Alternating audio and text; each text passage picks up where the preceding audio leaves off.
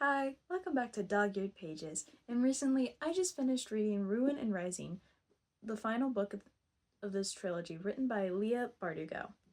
This book was written in 2014 and was a nominee for the Reader's Favorite Young Adult Fantasy and Science Fiction in 2014. The description on the back of this book is, Soldier, Summoner, Saint.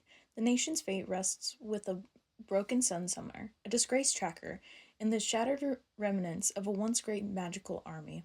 The Darkling rules from his shadow throne, while a weakened Elena Starkov recovers from their battle under the dubious protection of the zealots who worship her as a saint.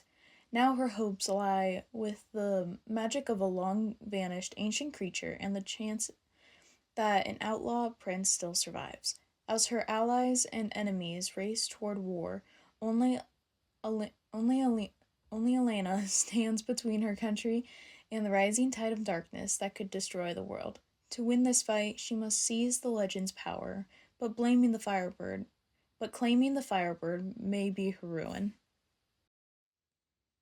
After the way the second book ended, I grabbed to the next book as soon as I could, and at the beginning of Ruin and Rising, it starts with Elena weak and hiding underground with a group led by the Apparat. She escapes and reunites with Mal, Nikolai, and their friends. Meanwhile, the Darkling has taken over much of Ravka, using fear and shadow monsters called Nichevoya. Elena learns she needs the third amplifier to become strong enough to defeat the Darkling. She and her group search for the legendary Firebird, believing it is the final amplifier. During the journey, Elena becomes more focused on gaining power, which causes problems between her and Mal. At the same time, Nikolai is trying to protect Ravka as king while dealing with injuries caused by the Darkling. The group travels across Ravka to gather people for the final battle. Later, Elena discovers a huge secret. Mal is actually the real third amplifier because he is related to an ancient Grisha named Morozova.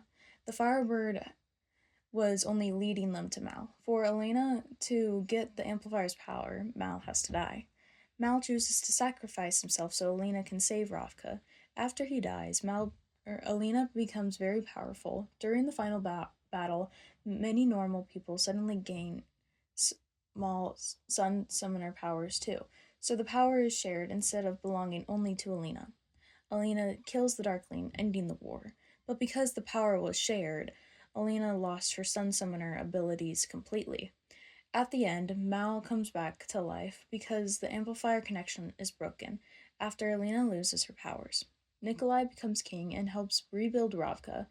Elena and Mal leave behind magic and politics and live a peaceful life together, running an orphanage where they grew up. I gave this book a 3 out of 5 stars. I really did like this series, but I just didn't quite like how this one ended. In my opinion, it seemed just a bit rushed, and hopefully for some of my questions they can be answered because Leigh Bardugo has written other books in this same universe, such as Six of Crows and The Crooked Kingdom, which I hope to read sometime in the future. And I really did like how throughout the series we could see just how some of the characters changed throughout the circumstances that they were in, and all of this apparently happened within a year, which I think is crazy. So that includes my reviews on the Shadow and Bone trilogy. Thank you so much for listening, and don't forget to see what I'm going to be reading next time. Bye!